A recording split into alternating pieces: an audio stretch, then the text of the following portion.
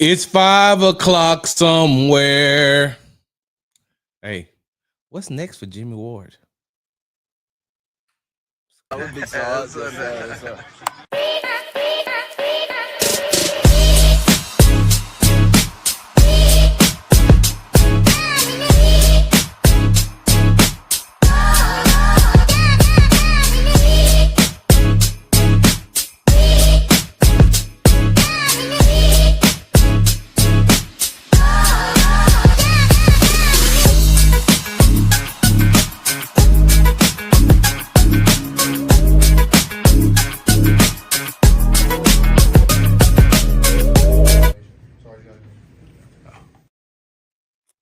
Hey, what's going on, y'all? Welcome to the Texans Happy Hour, sponsored by Hall Family Estates Wine Company. We got us a sponsor, y'all. Look, it says, say you can't buy happiness, but you can buy wine, and it's pretty close to the same thing.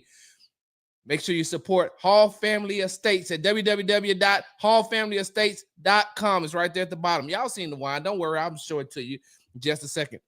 Make sure you follow me on the app formerly known as Twitter at Big Sarge Sports with a Z at the end. Follow me on the Tick and the Talk at Big Sarge Media. Make sure you subscribe to the Texans Tailgate Talk podcast. And wait a minute, available wherever you get your podcast from. And the Texans Tailgate Talk YouTube channel, all one word, Texans Tailgate Talk. And make sure you subscribe to, make sure you follow me on Instagram at Big Sarge Sports with a Z at the end. Because you know we do everything for the gram. And y'all hold on 1 second. I got my frat brother on the phone. Give me a second. AC, don't lie. When you heard that voicemail, that was a lie, little flow, wasn't it? Okay, look, call me back. Call me back, and then I'm gonna let it go to voicemail, then I'm gonna listen to it. All right, bet.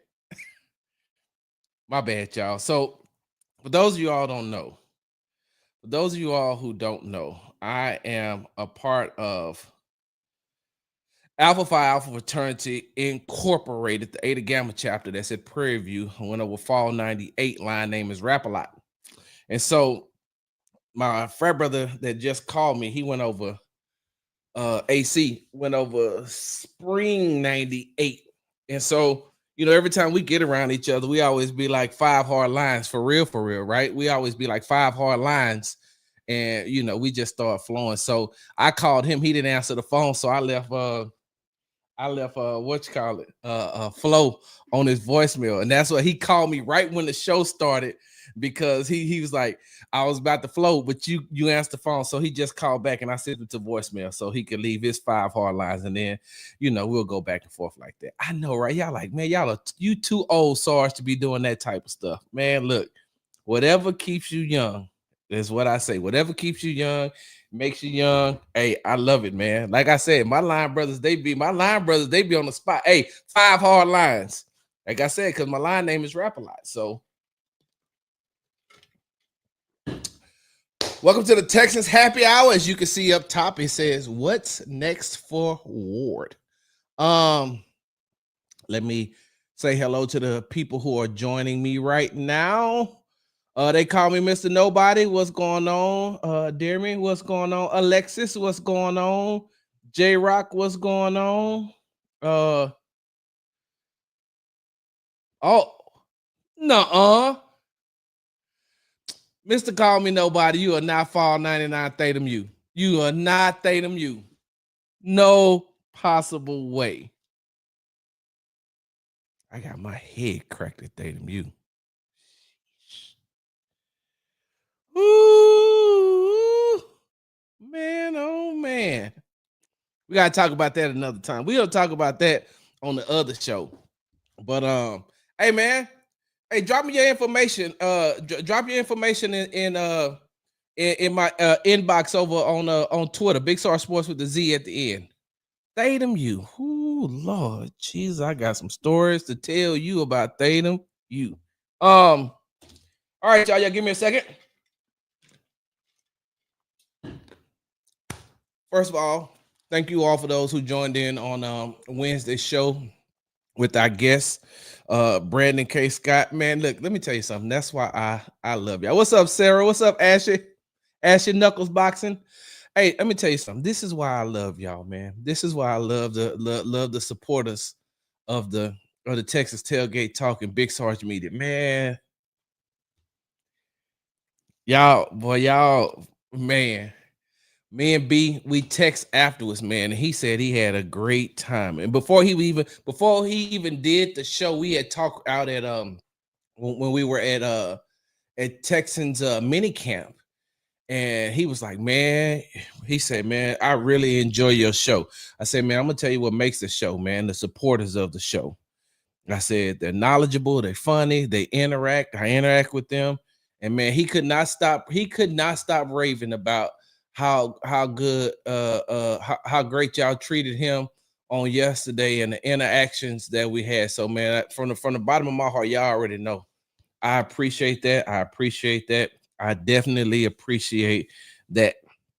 I got more guests lined up coming up here soon. I got a special guest coming up next week.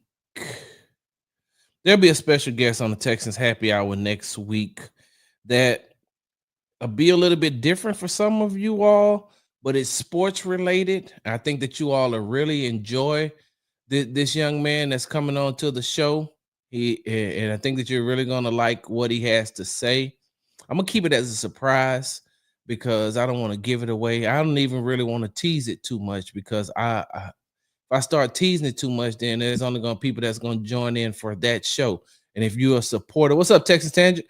If you're a supporter the Texans Tailgate Talk and a supporter of the Texans Happy Hour, then when I bring them on, if people want to jump on, they'll jump on. But that's gonna be exclusive for y'all. That's gonna be exclusive for y'all. And I'm gonna tell you, you're gonna really like, the person that I'm gonna bring on because and he won't be the only one. I got some other guests that I'm trying to line up to bring to you all because what I want to do starting Monday, now that we've gotten the OTAs, now that we've gotten the OTAs out of the way, now that we've gotten a mandatory minicamp out of the way, and now that we're in this like dead period of like it's like I think it's like 6 weeks before training camp starts is at the end of July. So now that we're at this dead week, I want to make sure that I get in the habit of doing two shows a day. What's up, Jalen? I want to get in the habit of doing 2 shows a day. And what I mean 2 shows a day is I want to do the podcast. I'm going to give you all the podcasts that'll be dropping in the morning. So make sure you are subscribed to the Texans Tailgate Talk, all one word podcast. Because starting Monday, 5 days, like Monday through Friday, you'll have a podcast when you wake up or whenever time you listen the next day, whenever you listen to your podcast, there will be a fresh podcast. But I also want to continue doing this Texans Happy Hour. Who is that? Certified Texan. What's going on? You already know. Look, yep. And had to get the haircut. You know what I'm talking about? Hey, look, side note. Hey, like the other day I was going like this because I just thought I was just ashy. And I was just like, wait a minute, that's gray hair. So yeah. Hey, look, almost 54. I still got waves. You know what I'm talking about? Time bad. But I want to make sure that I give you all what's going on, Jose? I want to oh, my bad, King Kobe 713. What's good? I want to make sure that I am because look, let me tell you all something, and we're gonna jump into it in just a second. I'm not gonna leave you all hanging, and you know that. Hey, look, I want to be I want to be number one for your Texans news, your Texans talk. Like, oh, okay. And this is gonna piss some people off, and that's cool. It's not meant. I don't have malicious intent. I'm not being salacious. I'm not trying to start no mess. But let me tell you all something. It's gonna piss some people off, especially some people in my profession. Hey man, being in the media is competitive as well. Like I got some really, really good friends in the media, and we're competitive with each other. What's up, D Horn? We're competitive with each other. Like we're competitive amongst each other, and it just makes us better. And so when somebody gets something like what I'm about to talk about, when I start talking about Jimmie Ward, hey, the first person that I'm going to give credit to is Jonathan M. Alexander. He broke that story. Now, when Jonathan got that story, you think he hit me up and say, "Hey, Sarge, guess what I got?" No, he didn't. He not supposed to. This is a competitive. This look, sports media is a sport. It's a sport. It's competitive. And so, with that being said, hey man, listen. In this realm right here, in this content creation, this content creator space that we're in, this podcasting space, this live space, I'm trying to be number one. I'm trying to, hey, first listen of the day. Hey, Texans talk. Texans tailgate talk. I want to be first. These happy hours, I want to be, hey, look, I know that there's other people out there that do shows. They do shows, they do spaces, they do all that stuff. That's cool. But I want it to be, hey, when Sarge come on, I got to go listen to Sarge, man. I got to go support Sarge because I know Sarge ain't going, just like what me and B. Scott said yesterday, Sarge ain't finna BS me. Sarge finna give it to me straight. And I may not agree with it. And if I don't agree with it, Sarge allows me the space to not agree with it. And then he responds. If he don't, look, I told y'all this. I'll keep telling you this till I'm blue in the face. You see how dark I am? You know how hard it is for me to turn blue in the face? I'm gonna keep telling y'all. I'm gonna keep telling y'all this. If you disagree with me, if we're talking, if we're having opinions and you disagree, I don't have a problem with that. I respect everybody's opinion. Everybody's opinion. I respect it. I may not agree with it, but it's not our opinion. It's your opinion and it's my opinion. And we're entitled to have that. We are. So it's going to always be like that. But yeah, I'm trying to be first. I want to be number one. That's right. J Rock, David, Tay. So yeah, exactly, bro. Not put you in timeout of being disrespectful without it being sports related. Facts. Iron sharpens irons. Let's go. If you ain't trying to be the best, you just another scrub. Exactly. Hey, certified Texan. I'm gonna tell you like this. I'm gonna always give you the facts, but if we're talking opinions, like sometimes opinions is just opinions, and sometimes your opinion is based off of facts, but sometimes we just talking, we just shooting. And if I believe it one way and you look at it one way, that's what I feel like. And like y'all remember what I told Brandon on Wednesday show? Hey man, it's like sitting at a happy hour. You listen to the conversations at a happy hour. If you're at a sports bar, you at a happy hour, man, you got different people who root for different teams, who love different players, who this, that, and other.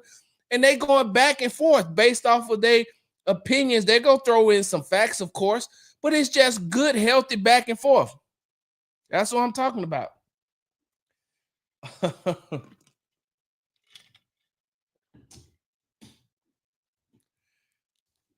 I almost said something, but I ain't trying to have smoke today.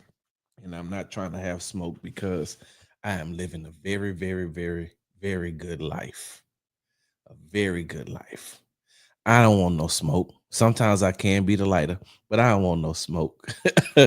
So, all right, y'all, let's go ahead and jump right into this thing. Once again, you listen to the Texans Happy Hour sponsored by the Hall Family Estates. Make sure you go to www.hallfamilyestates.com. They say you can't buy happiness, but you can buy wine, and that's pretty close to the same thing.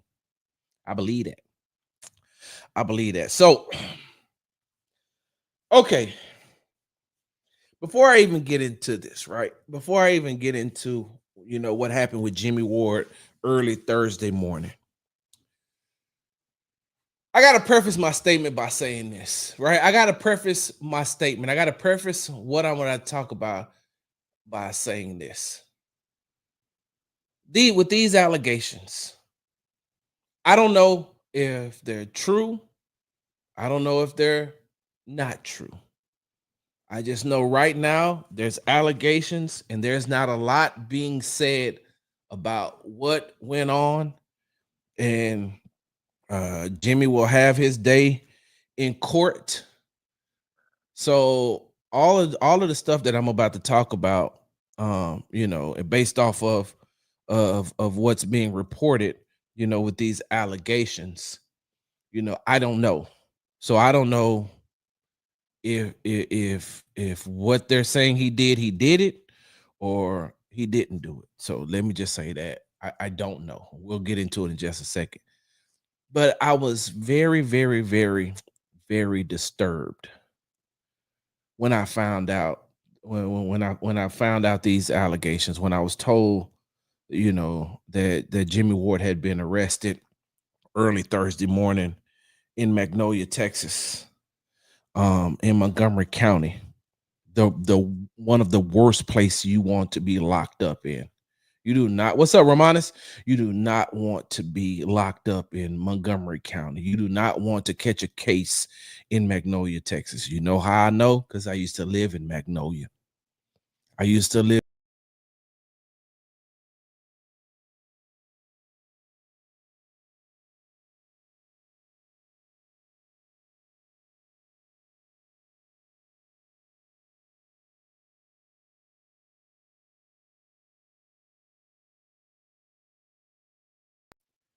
Can y'all still hear me? The internet went down for a second. It blacked out.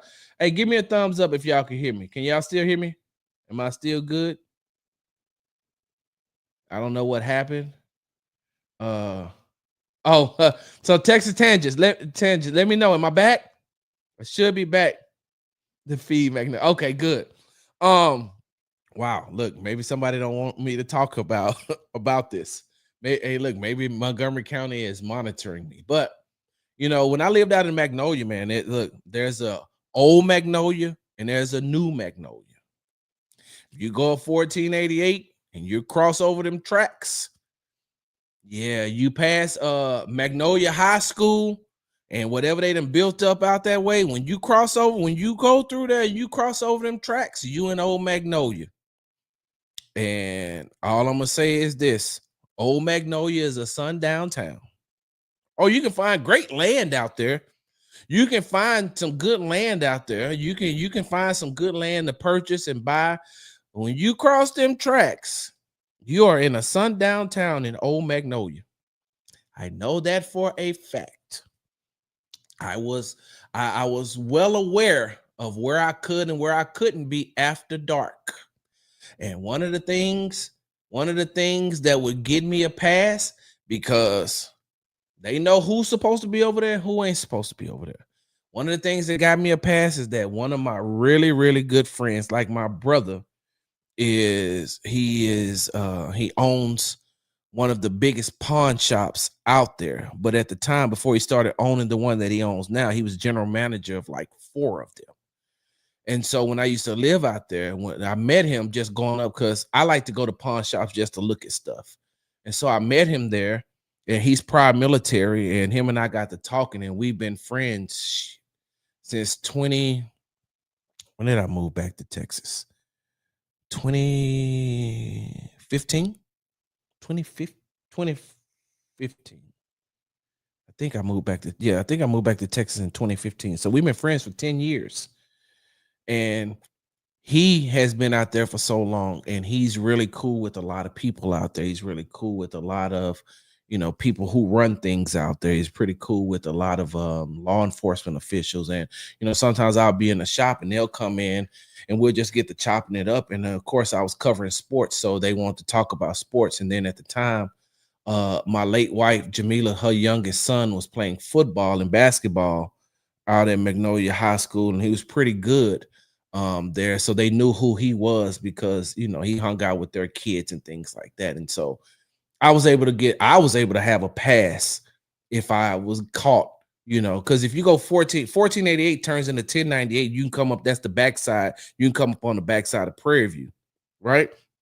That's yeah. Hey, Romanis, let me tell you something, man. I would come and cover a game at NRG, and then it'd be a 45-minute drive back home.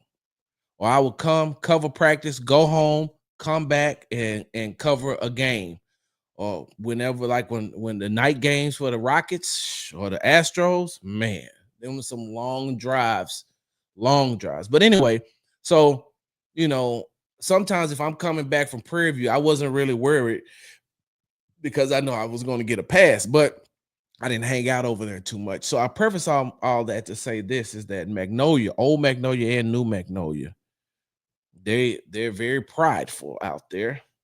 They're very prideful, and they will take your ass to jail. Let me tell you that much.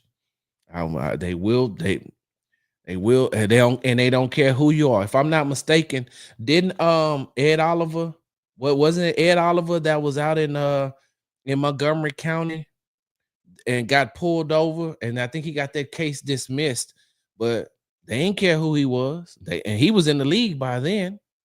When Ed Oliver was already in the league when he got pulled over. So I'm saying all that to say this, man. Hey, I was disappointed. And one of the reasons I was disappointed is because if you've never met Jimmie Ward in person, let me tell you how the kind of person Jimmie Ward is. Jimmie Ward is always smiling. He's always smiling. If you go back and you look at some of the interviews when he's talking to us, he's always smiling. When Jimmy got hurt and he had to be around on that little knee scooter that he was on, the one that you got that leg up, but you pushing it like this.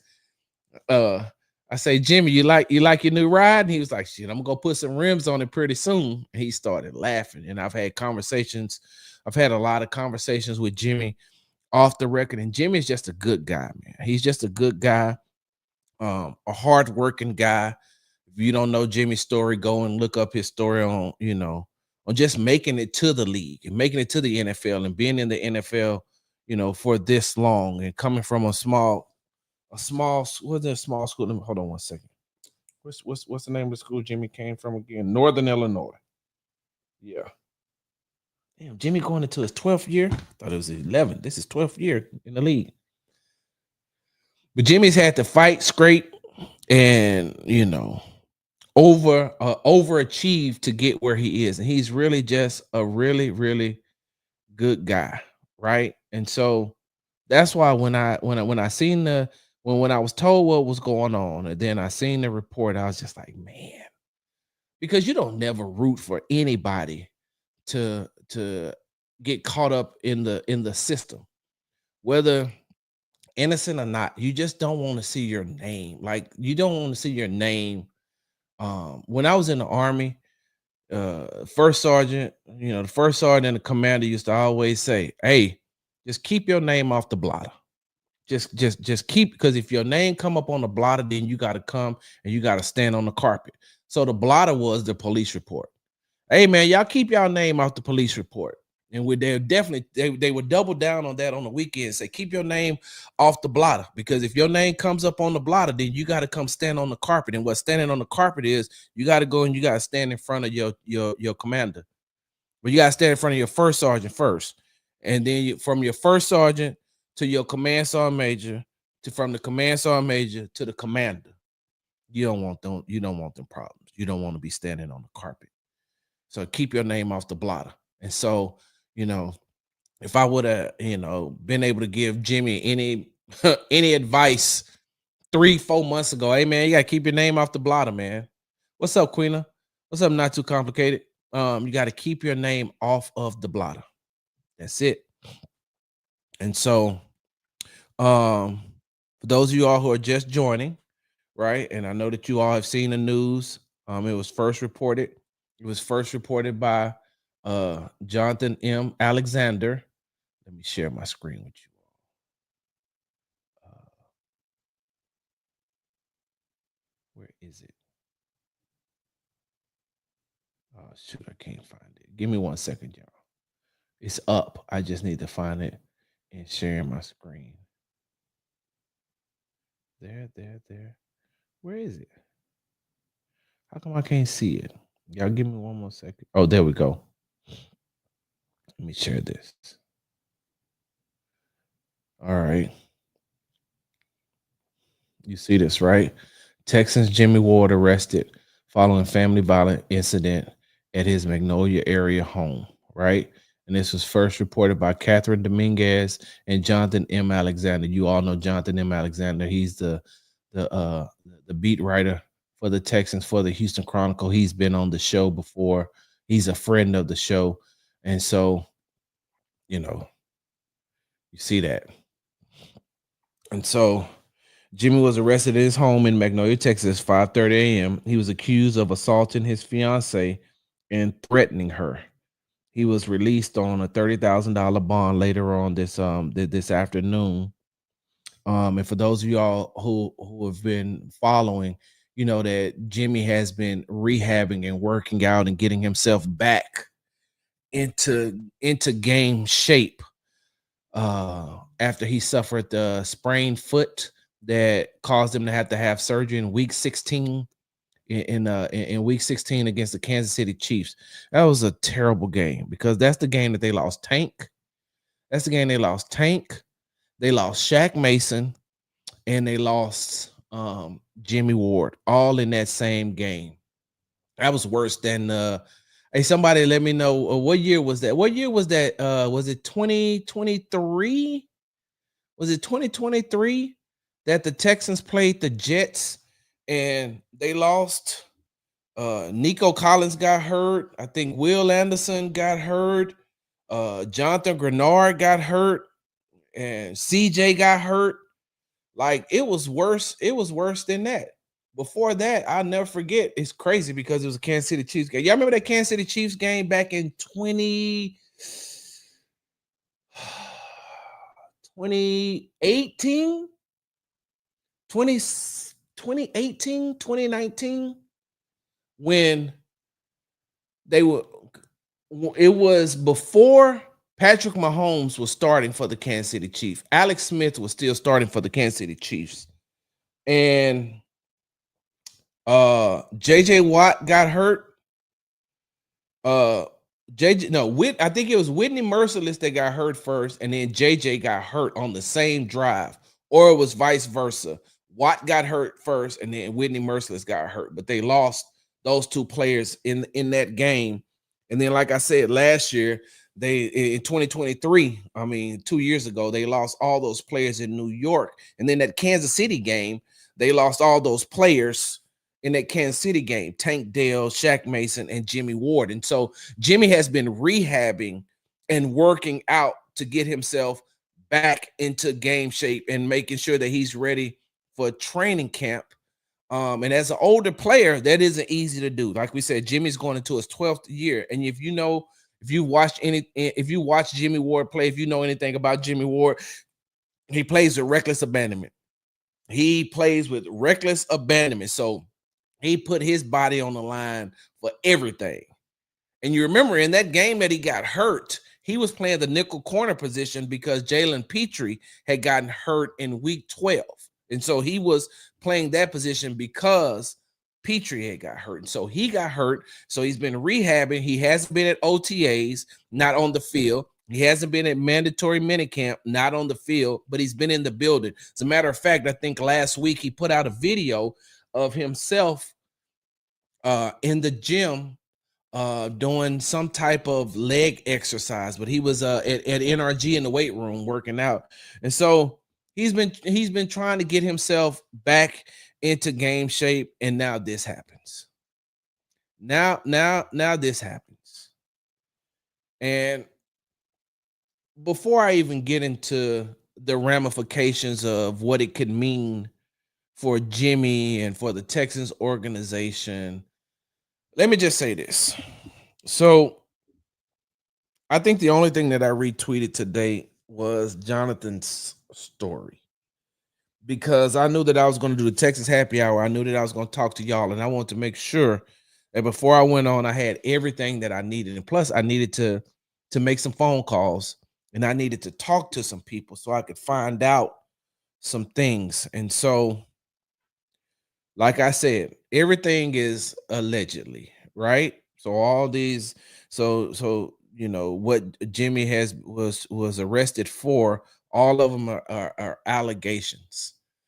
And so I say that to say this. I was having some conversations with some sources earlier today, and they got to talking about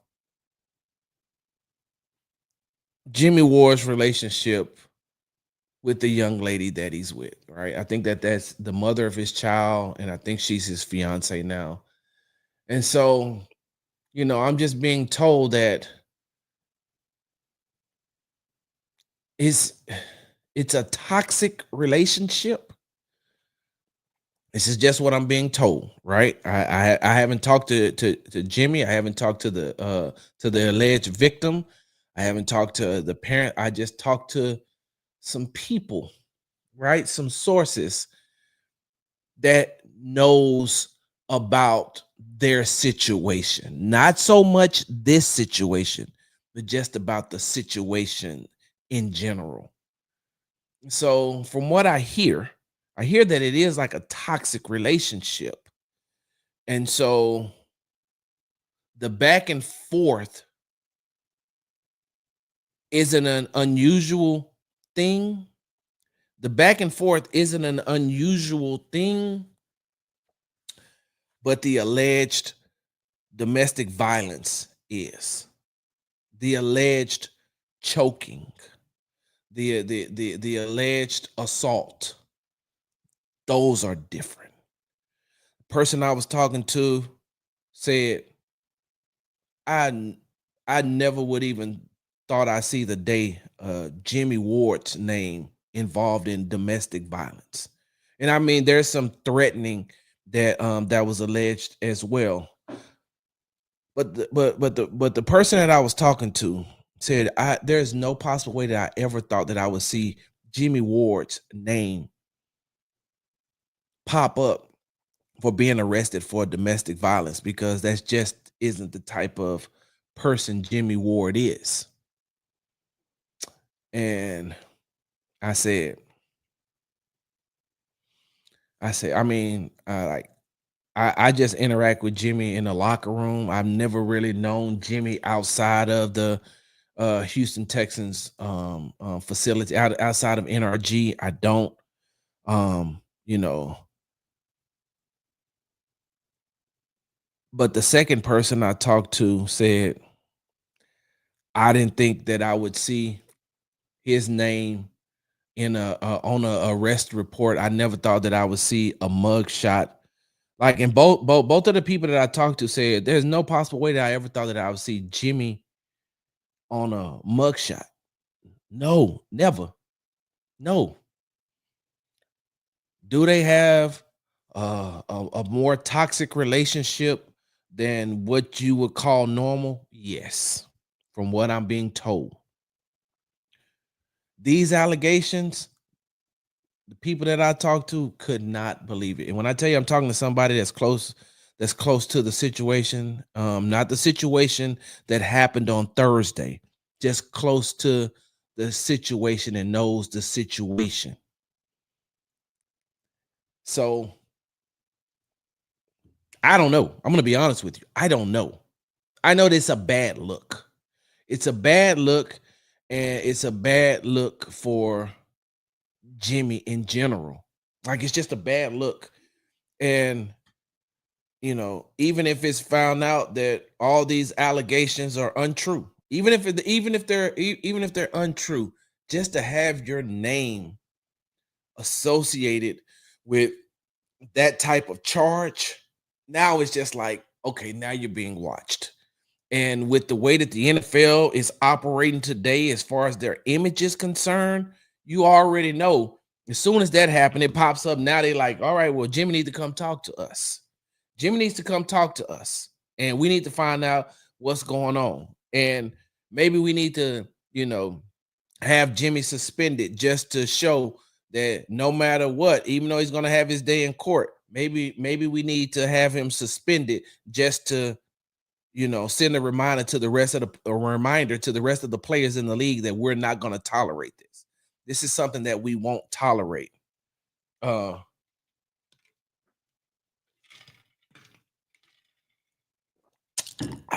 I had to take that drink. So Now that we gotten all that out of the way, right? Now that we've gotten all that out of the way, let's jump into how this affects the Houston Texans, right?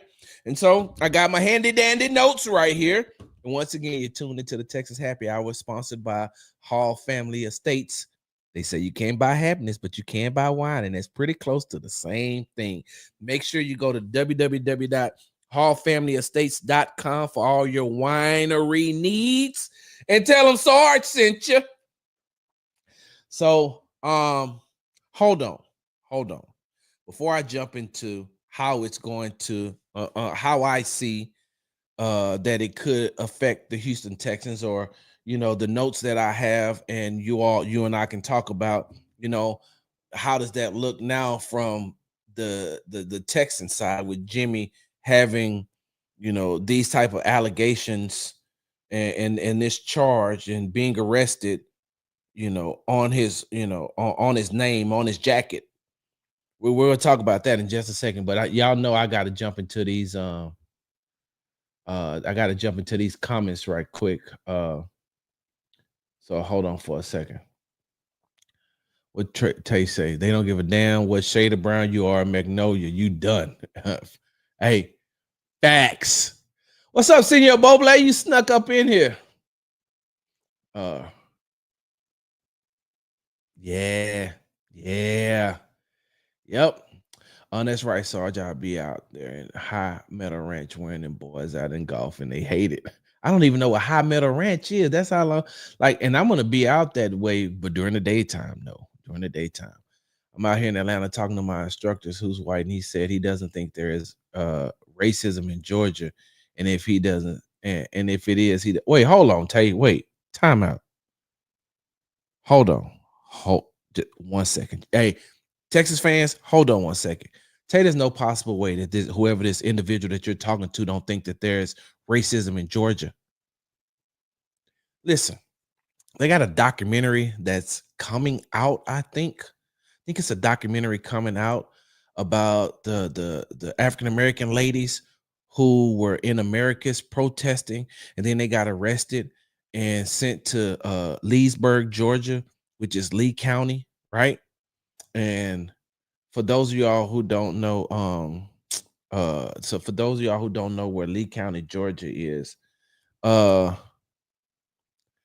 on for a second. Hey, Chrissy, what country singer sing Country Girl Shake It For Me? Luke Bryant. If y'all don't know where Leesburg, Georgia is, that's where Luke Bryan is from. Right? Luke Bryan is from Lee County. He's from Leesburg, Georgia. Pretty good dude too. I met him twice. His my late wife Mila, her oldest daughters went to school with his nieces, and her youngest son played football with his youngest nephew. And I think, if I'm not mistaken, he adopted two of them because the mother and the father passed away. So he took his nieces and his nephew on as his own, I think, if I'm not mistaken. But anyway, so Lee County, right? Lee County, Leesburg, Georgia. So the ladies who were jailed there, nobody even really knew where they was, and they had lived in the horrible conditions. I stayed right down the street from that. My late wife Jamila, that's where her mom lived, right down the street. So I used to live right down the street from there.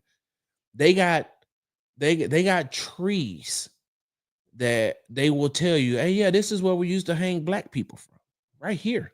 And it's crazy because for as white as Leesburg, Georgia is, you go right across the way and you in Albany, Georgia, and this is it's two different sides of the track. Anyway, I had to bring it up because I'm like, wait a minute, what? No race? Come on, man. Tell him to call me. I'll tell him where to go. I'll tell him how to I'll tell him to go down to Valdosta. Yeah. I'll tell him to go there. I'll tell him to go to Perry. I'll tell him to go to Macon. I'll tell him to go to Warner Robins. I can tell him some places if he really wants to know where where the racism exists, and he just don't see it for sure. Person showing one emotion is person hiding behind the skeleton. Huh? That could be. Um, that Jets game was cursed. Yep, that was the worst game of 2023. They already put a GPS monitor on Ward as a condition of his bond. Yep, I can see that. We're Xavier Worthy type situation. We're gonna see. We're gonna see. If you're talking about how everything's gonna play out, or if you're just talking about their relationship in general. Because let me know if that's what you're talking about. Uh, Sarge, it's people who don't even know the person they sleep with. Amen. Not too complicated. Amen.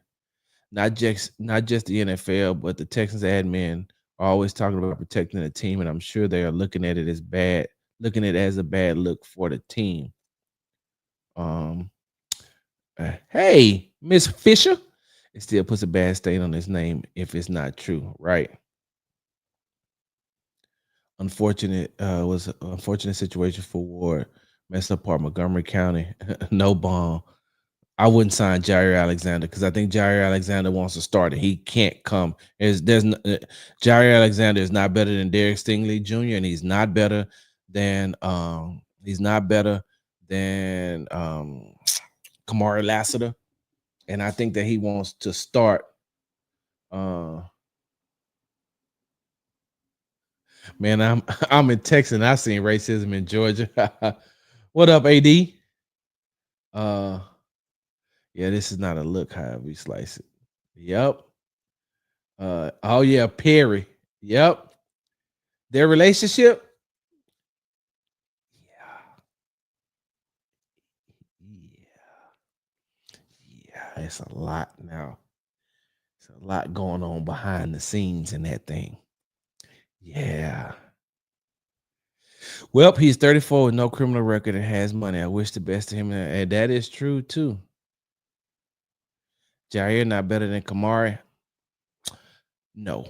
And the reason why I say that he's not, because the best ability is availability.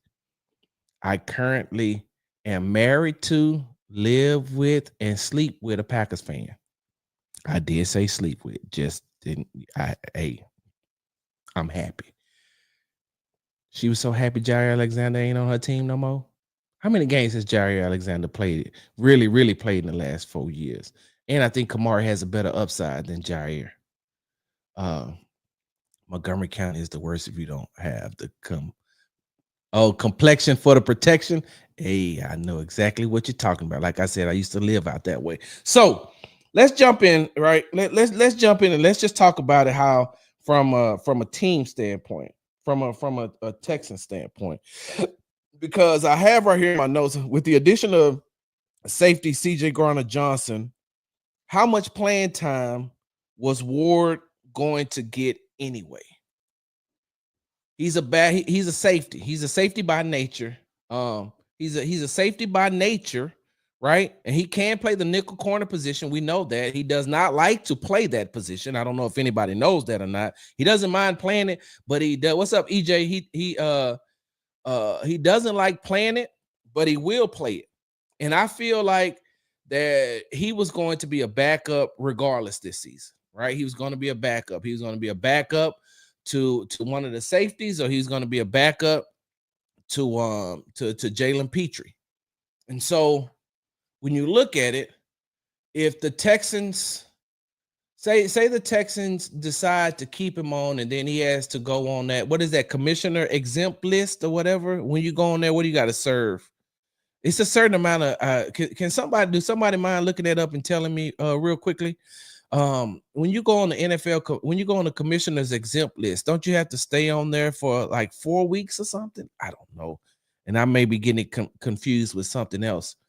But even if they put him, even if he doesn't have to go on there, Jimmie is going on his 12th year. He's had multiple injuries that has, ended his season. And Father Time waits for nobody. Father Time waits for nobody. And so Jimmie is going to be a backup. Okay, Goodell chooses how long. Okay, so Maybe I'm getting it conflated and confused with something else. But as far as the mandatory time, but I'm gonna ask you all a question, right? I'm gonna ask you all a question. I need you all to play this thing out. I need you all to be General Manager Nick Casario right now. And I can't ask you to be head coach D'Amico Ryans because I know the relationship that D'Amico and Jimmie have. One of the reasons why Jimmie is with the Houston Texans is because of his relationship and his skills. So, and let me go on the record by saying this first. I'm going to give you my answer first. My question is, would you cut Jimmie? Whether he's innocent or guilty with this older, and I know that he just signed an extension at the end of last year. And hold on, I think Jonathan has it in his article. Give me a second. How much he's owed. The team added another year to his expiring contract last year. He's owed $4.5 million and has a $5.6 million cap number. So I don't know if they'd be able to cut him, trade him, or cut him or trade him. I don't know what they would be doing. But if you had to be general manager Nick Casario, are you keeping Jimmie on the team?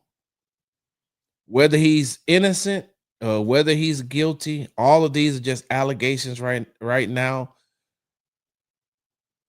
But what would you do? I'm on the record by saying no. I'm not cutting Jimmie. I'm not. I can get one more year. If I can get one more year out of him, if I can get one more year out of him, and I know that he is he's a very good backup. He's a very, very good backup. I wouldn't cut him. I wouldn't trade him. I wouldn't trade him unless I would be having to get something really, really good. Really, really good. I would not get rid of Jimmie Ward. But if they keep him, right?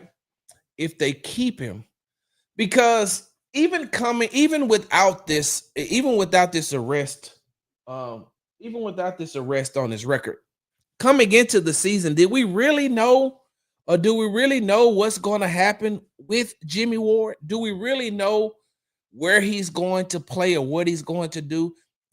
Like I said, I got him as a backup, but I have him as a backup getting snaps and getting reps and getting good reps at that. So I wouldn't cut him. And as I can see over here, in the comments, right? A lot of people are saying, somebody said that Brandon saying, "What's up, Brandon?" Brandon said trade him to the Chiefs.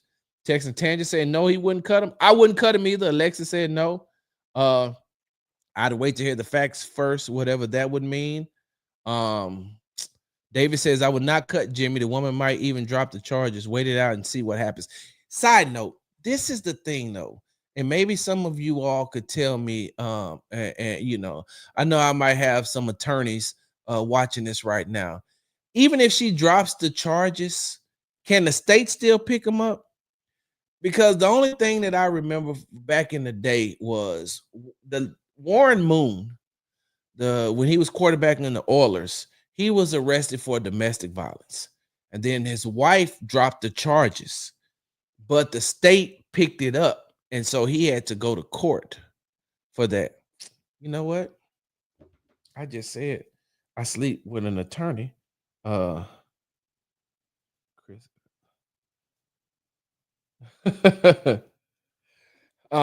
Hey, Chrissy.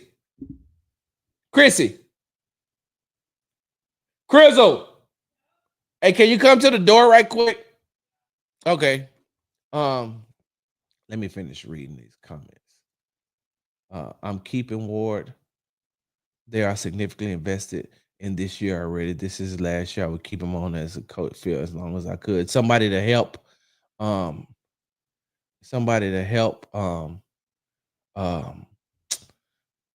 Further develop Kalen Bullock.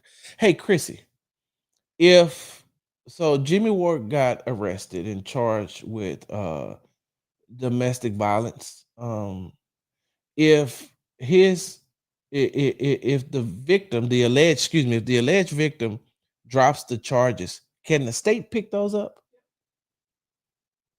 So it don't matter if she says she don't want to go through with it. The state, even if she takes it back. Wow. It's up to the state. Wow. Okay. Thank you. Thank you, Dr. Bearfield. See, so that's I'm married to an attorney. So that's why I'll be asking the question. So I make sure what I told y'all, I don't be liking to BS y'all. I want to get y'all the right answers. So wow. And I hope that they don't try to make Jimmie an example. I hope that Magnolia, because this is probably one of the biggest names that they've had in their system since Ed Oliver. But I think Ed Oliver got off of that case. But they're gonna try to make a spectacle of it. And they're gonna try to make as much money as they can. I can tell you that right now. NFL, let's play it out now. Let's play out. D'Amico says different. Texans Tangent said I'd look to replace. Senior Boble said I wouldn't. J Rock says you got to ask yourself if this will happen again. That is a very good question. J Rock, that is a very good question. You do have to ask yourself, will this happen again? 119 dozen 55 sweet says issue with Jimmie is recurrent injuries. Yeah, right. We don't know the facts. We don't know the facts. He played a major role in the culture shift. He did. Nah, don't cut him. Jeremy says yes. Only if they have physical evidence. I got that, AD. The state could pick up the charges anyway, and that's what I was asking. That's what I wanted to find out. The case has to be in motion and evidence has to be collected. See what read. People say, yeah, this is a rough one, but I wouldn't cut him. He's still a good backup, and football knowledge and leadership is kind of underappreciated. Yep. The league is going to punish Jimmie, and Nick has to do what's best for the team overall. The last thing this team needs is distractions. State can decide, but they have to have proof. And if the witness refuses to be a witness, then good luck. She still has to fill out a criminal affidavit. Let me see. County might try to press charges, but it's a waste of time with the non-cooperative witness. You were saying yes to the state picking up the charges. Okay. What is certified Texas say? I hate double jeopardy in the military, and I still hate it with the NFL. Exactly.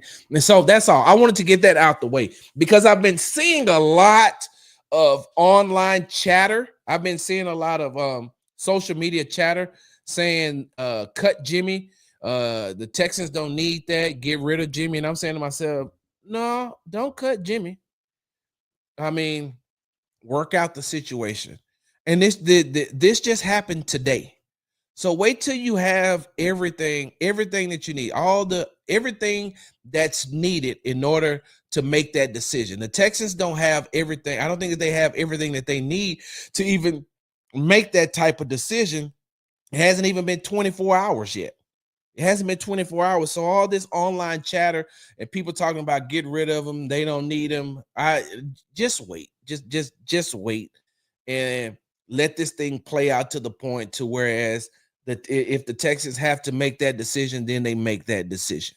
Just you got to let it play out. So that's what I wanted to say. And like I said, it's not like you're losing a starter. You're losing a veteran inside of that locker room. You're losing someone who, once you put him in the game, you know he's going to play with reckless abandonment. You know that he has D'Amico's mindset.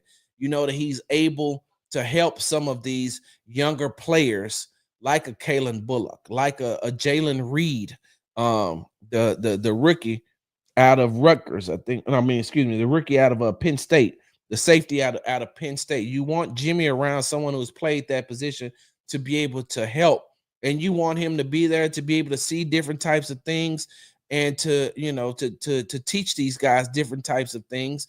And then he's a very, very, very good backup. So that's what I'm saying. Just let this thing play itself out, and then we'll see. Because if the Texans do decide, right, just say all the evidence comes out and they do decide to say, hey, we're not gonna thank you, Jimmie, but we're gonna go a different a different direction. We're going to go a different way. I honestly and truly believe that if they decide to do that, they're losing a very good player as far as, at this point of his career. Could Jimmy still be a starter somewhere? He could be, but you still have to have in the back of your mind, is he going to play for a complete season, because he has had multiple injuries, but he still has something left in the tank. But if it goes a different way and the Texans do decide to get rid of him, I think that by having Jalen Smith, the defensive back out of USC, and having Jalen Reed, the defensive back out of Penn State. Jalen Reed is the rookie who plays safety, and Jalen Smith is the cornerback out of the cornerback out of USC, and he could play. So when I was talking to, if you all haven't listened to my exclusive interview with Kalen Bullock, please go to Texas Tailgate Talk, all one word, on YouTube, and listen to the exclusive interview with Kalen. And you will hear him. I asked him about the USC guys, and then I specifically asked him about Jalen Smith, and I asked him about Woody Marks, and he said Jalen Smith is a guy that can play any defensive back position you put him in. You can put him at corner, you can put him at the nickel, you can put him at cornerback, you can put him at the nickel corner, or you can put him at safety. He says he can play all of those positions. They speak very highly of Jalen Smith.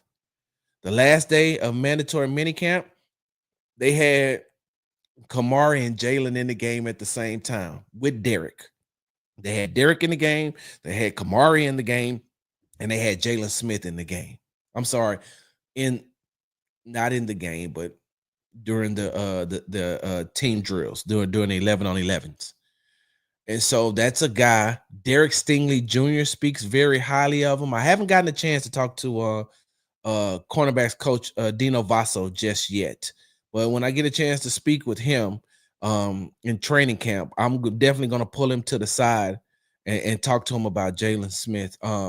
Derek talked about Jay. I got to put that clip out. Derek Stingley Jr. talked about it. I asked Derek about him when I did the exclusive interview with him, and then I asked him yesterday. My bad. I asked him Wednesday about Jalen Smith, and he had high praises for him. D'Amico has had high praises for him. So if they do lose Jimmy, I feel like that they have young replacements who are going to have to learn on the fly. And I think that they brought back Miles Bryant so he could back up Jalen Petrie as well. You still have MJ Stewart here, who's a veteran that can give you some snaps, give you some reps, and you give your safeties a breather. But I like what they did by picking up Jalen Reed. I like what they did by picking up Jalen Smith, and those two guys, I feel like, could, if they're going to go into training camp with the mindset of, we want to see what these guys have. We want to see if these guys, D'Amico has already said in back-to-back years that we don't draft people to sit around and watch. We draft them so they can be ready by day one. We need you to be ready to go by the first snap of the season. And so if they do decide that, I feel like Jalen Smith would be good. He could back up Petrie. I need to see what he could do in the run game as far as tackling. I haven't seen him tackle yet. I have to go back and watch some film on him because Derek will tackle and Kamari will tackle, and we all know that Jalen Petrie will tackle. We know he will. We know he gonna come downhill and smash. Bah, he gonna do it. So with that being said, right? With that being said, and this is the last thing that and I'm gonna get back to the comments, but this is the last thing that I'm gonna talk about when it comes to this Jimmie Ward situation. The Houston Texans have spent the last 2 years. Houston Texans have spent the last 2 years cleaning up their image. We all know what happened during the time when Deshaun Watson was here, and he had those sexual harassment, sexual assault allegations, right? We seen how that process played out, right? And during that time, it was a bad time. I'm gonna be honest with you. It was a terrible time to be at NRG Stadium because you're dealing with that. Then you're dealing with the coaching situation, with David Culley coming in for 1 year and then being fired, and then you had Lovie Smith come in for 1 year. As far as head coaching is concerned, was a head coach for 1 year, and then he got fired, and then they tried to put that stigma around the Houston Texans organization that they were racist because they're not giving these African American coaches the opportunity. They're firing them after 1 year. And look, side note, I don't know if y'all remember the video that I made a while back. I made that video. Actually, I made that video when we were doing the press conference of them announcing. That was after the Colts game, because they fired Lovie Smith after the Colts game, and then we had a press conference when they got back. So what was that, like that Monday? I think we had a press conference to announce that they had fired Lovie Smith. But before I went to NRG Stadium, I made a video and I had to say, David Culley didn't get fired because of racism. Lovie Smith didn't get fired because of racism. Both of those coaches knew exactly what was going on. They knew what the deal was when they took the job. They also knew that they were going to get paid.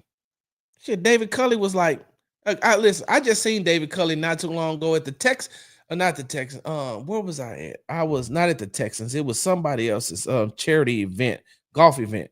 Man, David Culley cashing checks, playing golf. He living the life. Heck yeah, he gonna come here and I'm not saying that David Culley didn't give it his all, but he also knew, hey, look, man, I'm here for a good time, not a long time. He knew that. He knew that. He knew what the team was going through. Lovie Smith knew what he was going up against. Lovie Smith also knew that he wasn't going to be there for a long time. He knew that because he knew he was doing the Texans a favor, because he knew that he wasn't the first choice for them as far as head coaching was concerned. He knew that there was another young man that was in the building that was about to get hired, that was about to be announced that he was going to be the next Houston Texans head coach. Then some other things transpired. Y'all remember that time? They was like, whoa, we can't do that. And Lovie Smith actually did the Houston Texans a favor by saying, okay, I'll be the scapegoat. Cool. You gonna pay me? I still get to call the defense. As long as I still get to call the defense, I'm good. Because I don't know if you all remember this or not, but with the question that I asked Lovie Smith during his press conference as being announced as the Houston Texans head coach, hey man, when did you find out that you were in consideration to be the head coach? Because I wanted to see if he was gonna lie or not. Because I knew. Listen, when I tell you I knew. So I asked her, hey man, when did you find out that you were in consideration of being the next head coach of the Houston Texans? And so in true Lovie fashion, Lovie said, well, I wasn't always a candidate, so I was just in the background and just thinking if I got my chance, I give him a chance. But, I was never really considered a candidate. He started shucking and jiving. And I don't mean that in a derogatory way. I don't mean that in a derogatory way towards Lovie Smith, because one, I'm not trying to fight Lovie Smith. Lovie Smith swole. Y'all think D'Amico swole. Lovie Smith is still, for his age, he's swole. And he'll fight. The man's from Big Sandy, Texas. I don't even know where Big Sandy is. I just heard about Big Sandy. But he from Big Sandy, Texas. And I'm pretty sure that he has that Big Sandy mindset. Because look, if you're from any town in Texas, you already just think that you're from the best. First of all, you think you're from the best state ever. Like, you don't even know that there's other states. You just think that Texas is the only state in the United States. And then wherever little town or city you from, you want to rep that to the fullest. So I know that he'll tell you Big Sandy, Texas. I don't want no smoke with Lovie. But Lovie know he wasn't supposed to be the head coach. And so you had the head coaching situation going on with David Culley. You had the head coaching situation going on with Lovie Smith, and then you had these allegations against Deshaun Watson, and then you had Deshaun Watson wanting to be traded. And now you're in this whole situation, and now you like the franchise was in disarray. Disarray. There was like a dark cloud that just hovered over NRG Stadium.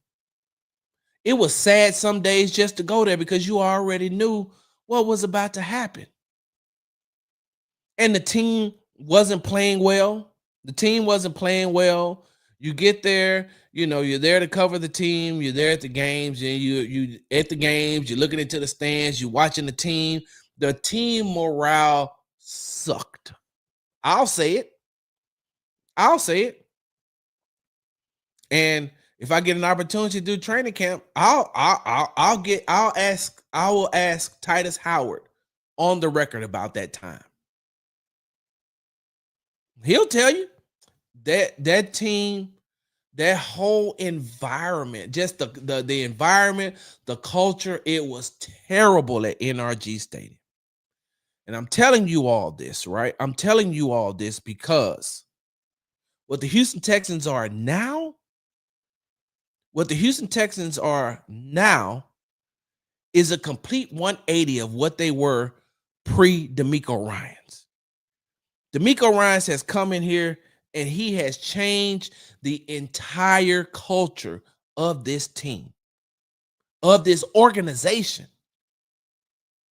DeMeco has come in to this organization, and when he got here, from the time they announced that DeMeco Ryans was being hired, everything just started to shift from a negative to a positive. Everything just started to get better. And then you see what he was able to do when he first got here. And then he brought in guys, and he drafted guys that wanted to be here, brought in guys that wanted to be here, started changing the entire culture, started changing the locker room, started changing everything around, or everybody just started to perk up and feel a whole lot better because of DeMeco. And that was just year one. Year two, all he did was added to what had happened in year one. And then what did they do? They won back-to-back AFC South championships. They went back to the playoff, won consecutive back-to-back wild card games, and they lost in the divisional round. And DeMeco only been here 2 years. For you diehard Texans fans that was around during that time when David Culley was here and when Lovie Smith was here and all that stuff was going on with Deshaun Watson, y'all remember that, right? You remember how terrible it was? You remember turning on the radio and just hearing all negative stuff? It wasn't nothing positive coming out of NRG. Nothing. There wasn't even a way to spin anything positive because the atmosphere, the team play, like everything showed. If you came on and tried to make everything about roses, people are coming and tell, hey man, you a damn lie. Them dandelions, them ain't no damn roses. Exactly. Look at what David said. It's exactly. I was just about to make this point, David. Thank you. Bill O'Brien lit the match that burned down the Texans for the next 4 years, and Ryan changed it all. Exactly. Exactly. Look, some of y'all love Bill O'Brien. I'm going to tell you like this. I like Bill O'Brien, the person, talking to him just personally, because I like people who shoot it to me straight. Hey, shoot it to me straight. Tell me. Shoot it to me straight. Bill O'Brien ain't never do nothing bad to me. Bill O'Brien, the coach, was not bad to me. Was not bad. He wasn't great, but he wasn't bad. He was too stuck in his ways, one, because when the Baltimore Ravens drafted Lamar Jackson, they built a system around Lamar Jackson. When the Kansas City Chiefs made Patrick Mahomes the starter, they built a offense around Patrick Mahomes. I don't feel like Bill O'Brien ever did that with Deshaun Watson. And he's trying to listen. I don't know how many of you all know this, right? but you actually can fit a square peg into a round hole. Like you can fit a square peg into a round hole. It's just going to take you a long time, because if you keep pushing, if you just keep repeating the same action by pushing that square peg, eventually you can shave the sides. And once you start to shave the sides, it's going to take you a while. It's going to take you a long time. But eventually, you can get a square peg through a round hole. You can. It's going to take you some time, right? It's going to take you some time. And you're going to start to shave it out, or you're going to start to warp that hole to the point to whereas it's going to start. But it's going to take a long time. And that's what Bill O'Brien was doing. He was trying to fit a square peg into a round hole, but he wanted to fit in there immediately. And when people would be like, hey, man, that square peg can't fit in that round hole, he'd be like, you can't tell me what the hell to do. I'm the head coach. And then it got worse when they made him the general manager. Oh, shit. And then it really got worse when he found out that they wanted Nick Caserio. So you know what he did? Oh, hold on. But before I go, I'm gonna blow this thing up. Yeah. I'm gonna go ahead and trade one of the best wide receivers to ever play in the Houston Texans organization. Yeah, I'm gonna go ahead and get rid of DeAndre Hopkins.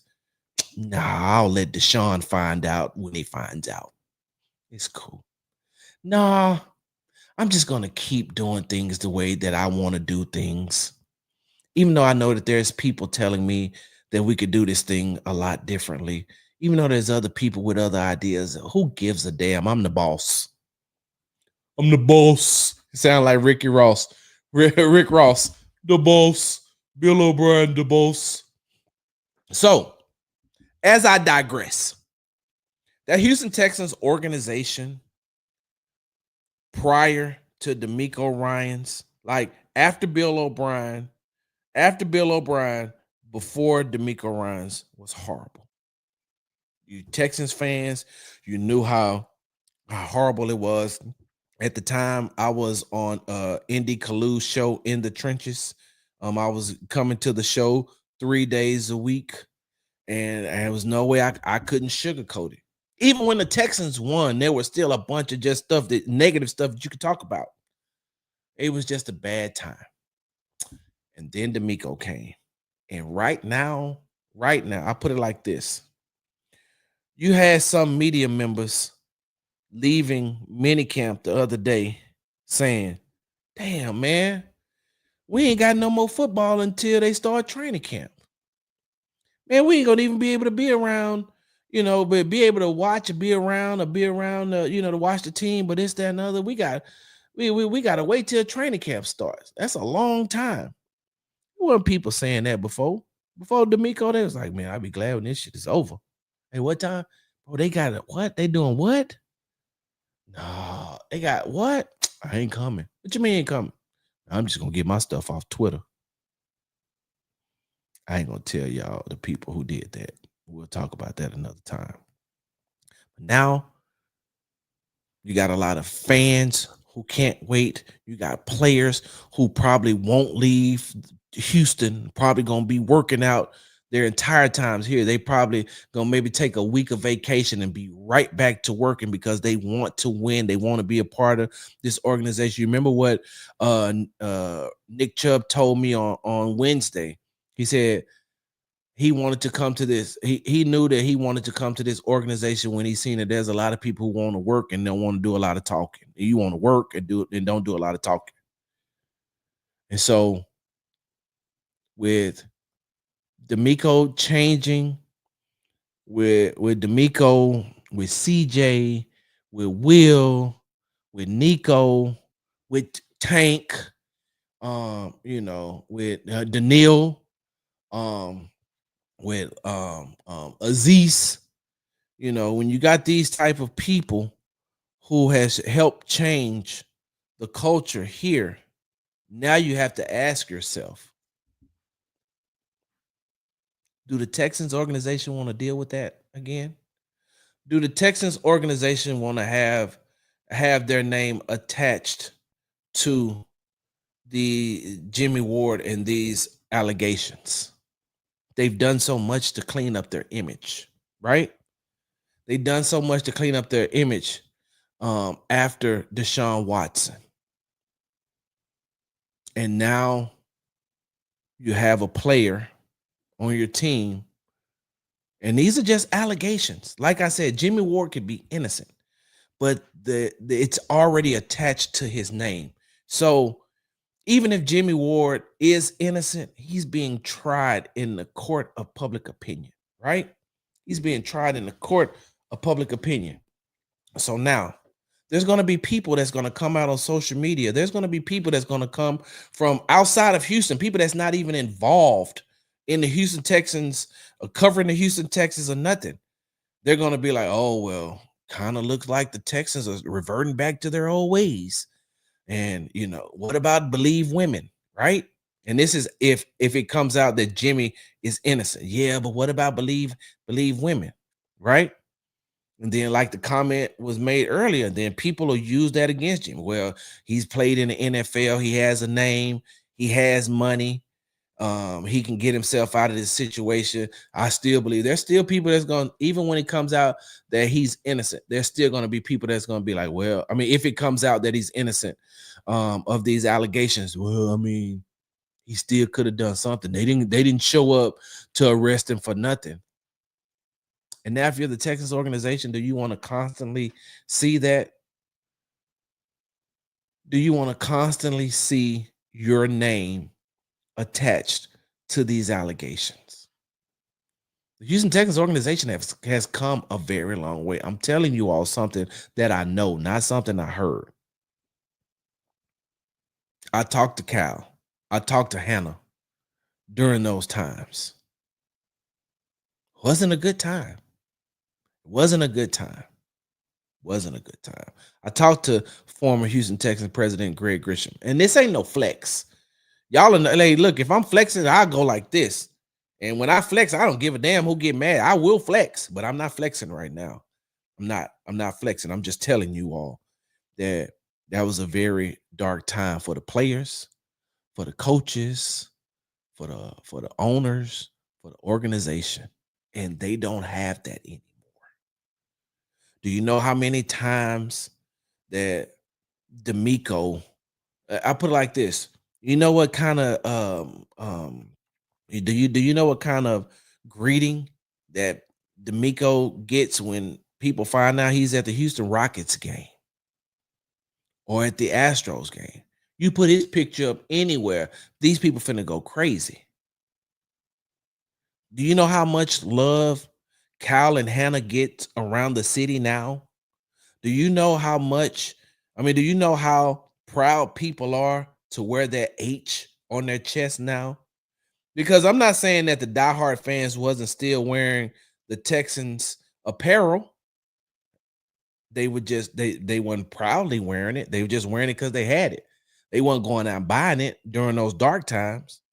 But now, shit, everybody running to the team store to get the H. Everybody running to the team store or ordering online or whatever the case may be, just so they can wear that apparel. It wasn't like that. So if you're the Houston Texans organization and you know where you've come from and you know where you are now and you know where you want to go, how does this affect you? What do you do? Do you keep Jimmie? Or do you let him go? Not because of performance, but just because of the optics.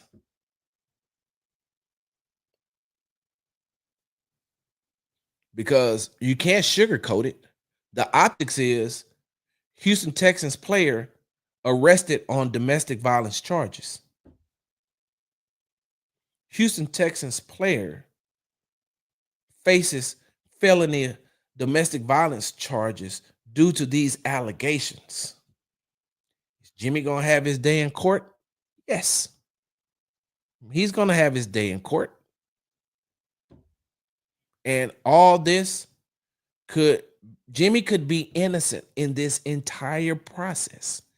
Jimmie could be innocent, but until he's proven innocent, it's always going to be Houston Texans player. Houston Texans player. And then on the flip side, what if Jimmie isn't innocent? What if Jimmie really did? What if Jimmie did it? What if? And I'm saying this if. Because that if, just like when me and B. Scott, like I said on Wednesday show, when me and B. Scott was talking about Nick Chubb, hey, if he's healthy, cool. But if he's not, see that if is that 50-50 again. If he's innocent, if he's guilty. Either way, the Houston Texans organization's name is attached to Jimmie Ward being arrested.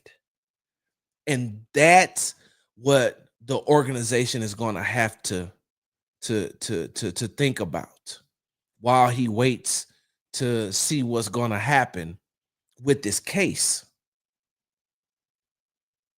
Because some may say it's better for it to say former Houston Texan than to say Houston Texan.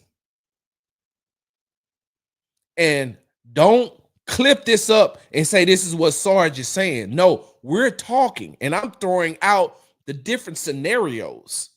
So don't try to say Sarge said. You know how some of y'all like to do. You know, some of y'all who are in here listen anonymously, so you can go back and talk to your friends and all that to talk about Sarge and say Sarge.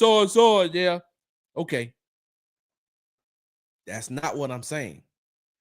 I'm giving you the panoramic view and not just a selfie.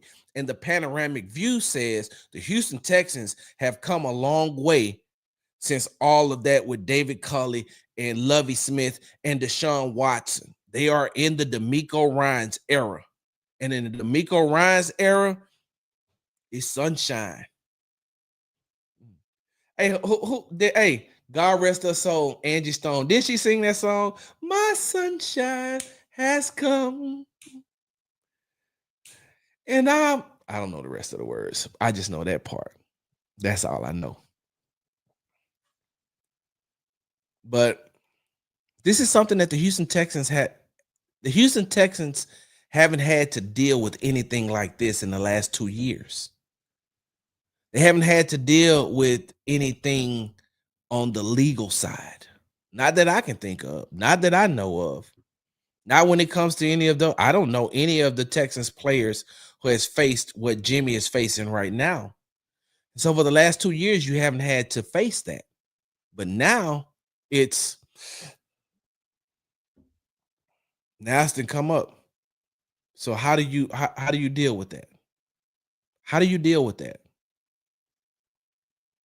Do you say, no matter what, I know our name is attached to it, but we're gonna stick by Jimmie and we're gonna see this thing out, and we're gonna make sure that we see this thing to the end? Or do you say, hey, let's just go ahead and cut ties now? We don't want our name associated with none of this stuff. And let's, give Jimmie his money, thank him for his time and his service, and just move on. And then it will say former Houston Texans player and not Houston Texans player. So I'm like, that's just what that's just what it is. Let me y'all been let me hop over here over in these comments. It depends on how he performs at training camp with or without the charges. Trade before cutting, honestly, he would have a good trade value just in case an incident like this does come about. Yeah. He's a backup for multiple positions. I think that's undervalued. Yeah. It's up to the state, but the state has the burden of trying to prove beyond a reasonable doubt that it was committed. Okay. What's up, Stressins? What's going on? Appreciate that. But it also depends on what type of assault. Anything can be classified as an assault. That's true, street runner. Exactly. Dark days, J Rock. Black Monday. Boys was trash. He's gonna get paid, but he just stopgap, and they both knew it. Talking about Lovey Smith. Yep. Uh, yep. Those were dark time. Those were gloomy days. This is what he said. Bill O'Brien lit the match that burned down the Texans for the next 4 years. Right, Texas Tangent.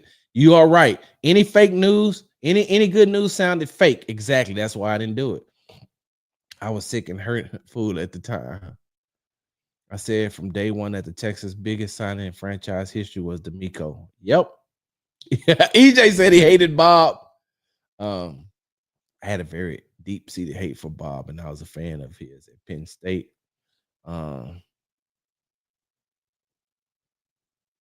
Hey, can somebody give me a little bit more context on this? Who wrote a book about and admitted that they did it intentionally? Bill O'Brien? Uh, really, I didn't know that Bill said he intentionally did that. He should have never been allowed to coach at any level again. Got into insurance. Bill O'Brien wrote a book. You're right. You can come a long way. If the Texans keep Ward, will this story blow over by the end of preseason? It just depends on. It just depends on how long. So I don't think it's going to stay in the news cycle past. Nope. Let me take that back. Because there's nothing else, right? Because there's nothing else. There are going to be people who are going to milk this, right? So you may hear this today is Thursday. So they may milk it because there's nothing to really talk about, because they're always going to be like, what's the status of Jimmie Ward? And, we're not talking about health wise, but we're talking about, what is the likelihood that he has to serve time or something. They're going to make it seem like the sky is falling and he hasn't even, gotten a chance to go to court yet. And so they're going to talk about, and I'm just giving you the rundown in the playbook, J Rock. It's going is by the end of preseason, depends on what happens. But you're going to hear it for at least another week or two. And then when people start ramping up and talking about the roster again and talking about positions, they're going to bring up Jimmie Ward's name, and they're going to talk about, well, if he's healthy, or, he has pending charges against him. So it's going to be around for it's going to be around for at least the next week, and then sporadically it'll just keep getting sprinkled in. When people start talking about the defensive backfield, and they start talking about the players, and then they'll probably talk about like Jalen Smith and Jalen Reed, and how young they are and how much experience, having a player like Jimmie Ward, if he's going to be able to play, or if he's not on the commissioner's exempt list, or if the Texans decide to keep him. So that's how it's going to play out. There's going to be some people mad because I just gave away their whole damn shows for the next couple of weeks. I've always hated teams making football decisions based on non-football issues. It's a sign of weakness. Champions don't operate like that. See the Kansas City Chiefs. I let league office work its process under the new CBA, absent horrific stuff coming out through hard evidence. But this doesn't sound like that. Now, Bob were alive. Hands on women with zero tolerance. If innocent, I say trade him while he still has good trade value. And if it works for both sides, we gain some value, all while protecting the image we rebuilt. Okay. I wonder if there's any cameras in his home. Video evidence will make this case go quicker. Yeah. Because you remember that, even in the Ray Rice situation, it didn't get bad until the video evidence was shown. Because he was only suspended for a couple of games, right? But then the video came out. Video evidence. Hey, this is a good take, David. This is a very, very good take. I wonder if there's any cameras in his home. Video evidence will make this case go quicker. Yep. We just had this lesson the last 2 weeks on the H-Town rundown. What lesson, AD? Because I'm just going back reading the comments, so I don't know what you mean by that. Black Tech. What's up, Swan? Swan. You cut him now because he got himself in this situation, whether innocent or guilty, after the Deshaun fiasco. You can't take that change. Miko has representation. Miko has a and an image to protect. I can see that, and that's what, like I said, that's why I just threw that out there to ask that question, and I can see it from both sides. Um, and just FYI, fam, any family violence charge in Texas is automatically filed as a class 3 felony when it's originally filed. A protective order is automatically filed and granted too in any felony. Oh, wow. Thank you, Sean Supertech. I didn't know that. Y'all see what he just said? Any family violence charge in Texas is automatically filed as a class 3 felony when it's originally filed. A protective order is automatically filed and granted too. Wow. Wow. Crazy. History lessons on what the dark times with the Texans, the dark time, the color years and the Lovie Smith years. Oh, it's so hilarious, y'all. I knew the Texans were in trouble. And side note, let me say this. I think David Culley is by far one of the funniest guys I've ever met in my life. The funniest guy I ever met in my life. The happiest guy. No matter what. I only seen him frustrated a couple of times when you kept asking about Deshaun Watson. But David Culley was so funny. That's why I hated when a lot of these media personalities tried to paint him as an idiot. And I mean that. When I say idiot, that's what they basically called him an idiot.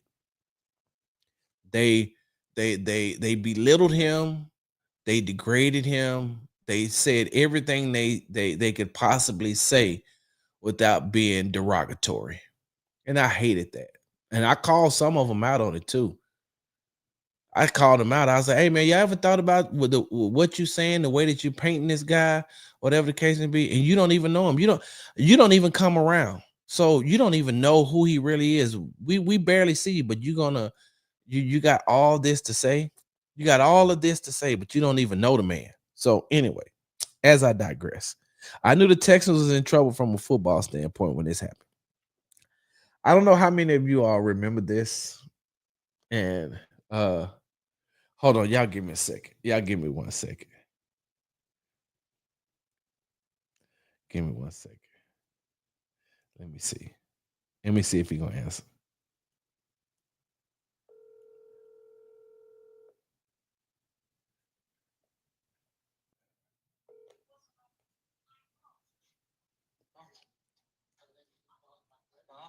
Cody M. Davis.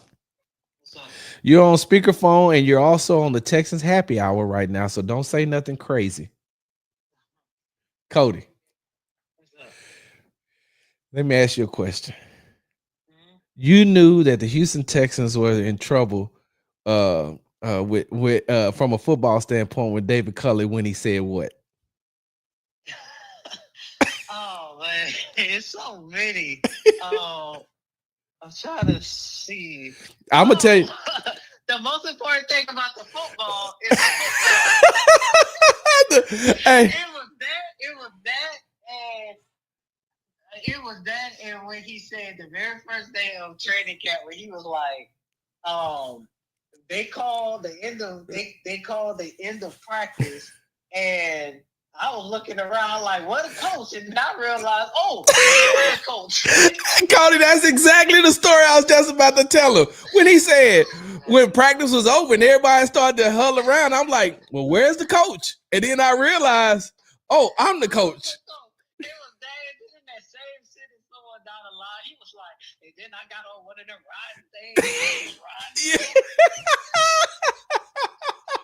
He said, I ain't never really had a chance to be down there with the defense, so I got on one of them little sled things, and boy, they was here. He was like, I was just riding. He who named should not be named was in the scout safety. Hey, I said it on here. I already said it. Look, Deshaun Watson, number 4. Hey, Cody, wait, what did you used to say when they used to ask about Deshaun? Nothing on that has changed. Yep. we're going with David Mills. So you can ask him anything. But as soon as he hear the word Deshaun Watson, He said, Cody, he said, man, I was looking, they started up looking around for, I mean, they started to huddle up, and I was waiting on the head coach to come. That man said, and I looked and said, oh, I'm the head coach. I was like, Lord, oh, man. Cody, I'll call you back. I'm gonna finish up this show, man. But I'll hit you back. I'm mad that you didn't answer the phone yesterday when me and B Scott called you while we were on the Texas Happy Hour. Oh, really? I didn't even know, man. I was getting ready for that game. You seen I called. But look, real quick, Cody. What's up? Cody, which one of them Michael Jackson albums I like that I told you I can listen from the first song to the last song? Off the Wall. Off the Wall. What Off the Wall got on it? Don't Stop Till You Get Enough, Working Day and Night, Rock With You, Off the Wall, She's Out of My Life, I Can't Help It, Girlfriend, Burning Disco Out. Well, it must be 2 albums then. Because what's the other one I like? Thriller? I mean, that could be any Thriller. What Thriller got on it? Wanna Be Starting Something, Baby Be Mine, The Girl Is Mine, Thriller, Beat It, Billie Jean, Human Nature, PYT, The Lady in My Life. That's the one. Right there. Thriller is the one. Like Off the Wall I like because it takes me to my childhood, but Thriller is the one that I can listen to from start to finish. Because I was talking about it, I don't know. I think Thriller is the only album that I can do that to. Even if some of my favorite artists, I can't do that. I mean, it's the greatest album ever made. All right, Cody Davis. 7 minutes and 15 seconds. Y'all see how I did that? Y'all see how I did that? I always do that to him. When he get to talking reckless, I just hang up in his face. He'll text me in a minute with the laughing emoji. Hold on. He gonna text me in just a second with the laughing emoji because he know that that I hung up in his face. Oh yes, one Off the Wall because it takes me back to my childhood. It takes me back to when my mom was around. So anyway, as I digress, I'm not gonna hold you all too much longer. What's tomorrow? Friday. I won't. There won't be a Texans happy hour on Friday because Friday is date night for me. My wife and I we're gonna go out on a date, so I won't be doing a Texans happy hour. I would say I would start it early, but I won't. But guess what though? You're gonna get a morning show. There will be a Texans tailgate talk morning show, so I need all of you all to make sure that you tune in. Make sure that you tune in, and that we're gonna get back to some football stuff. But I want to make sure that I came on and did this Texans happy hour so we could talk about Jimmie Ward and I could ask you all these questions and just put it out there. Just put it out. I told y'all, hold on for a second. Hold on.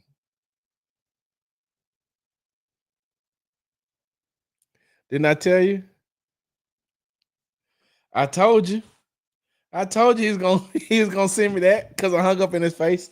But yeah, so there will be a morning show on Friday morning. Make sure you follow me on Twitter so I can tell you the time. I'm not going to give you the time just yet because I want to make sure that I got some things moved around and that I'm able to hop on here. So with that being said, and I appreciate y'all. I appreciate y'all. Good. Fine. That's hilarious. That was hilarious, y'all. You've been tuned into the Texas Happy Hour. Make sure you follow me on the app formerly known as Twitter, Big Sarge Sports with a Z at the end. Follow me on the Tick and the Talk at Big Sarge Media. Make sure you subscribe to the Texas Tailgate Talk podcast, available wherever you get your podcast from, and the Texas Tailgate Talk YouTube page, all one word, Texas Tailgate Talk. And make sure that hold on, I can't see that yet. And make sure you are follow me on Instagram at Big Sarge Sports with the Z at the end. Because we do everything for the gram. Thank you all for tuning in to the Texans Happy Hour, sponsored by Hall Family Estates. Make sure you go to www.hallfamilyestates.com for all your winery needs. And remember, they say you can't buy happiness, but you can buy wine. And that's pretty close to the same thing. Big Sarge, I'm out. Big Sarge.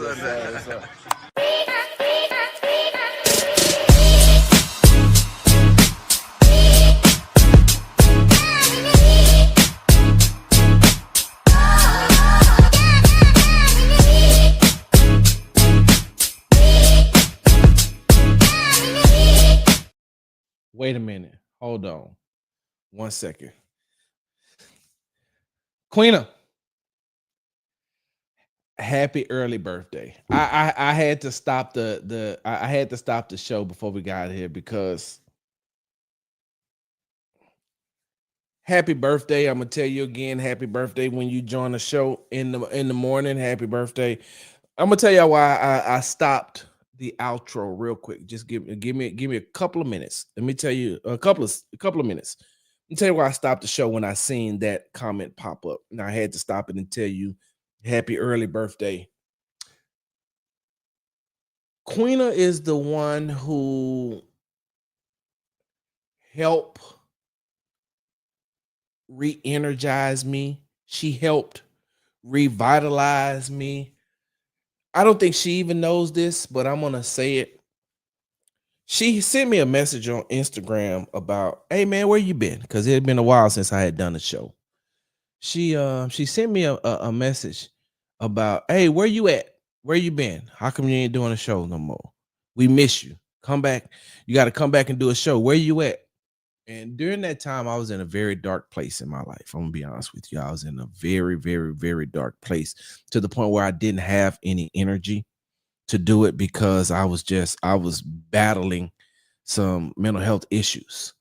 And so when I got that message, I said, I know she not the only one that supports me that's out there wondering, hey, where the hell Sarge at? Hey man, hey Sarge, you need to come back, man. We miss you. You got to come back, and we got to all we all family over here. We all family over here.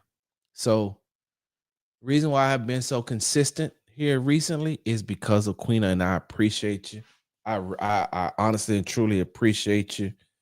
That's why I had to stop the intro because I mean the outro because I really do appreciate everything. So happy early birthday. We'll talk about it again tomorrow. Big Sarge.